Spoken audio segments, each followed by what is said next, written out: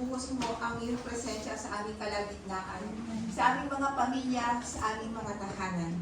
Sa mga oras na ito, Panginoon, katagpuin mo po ang aming mga pangangailangan.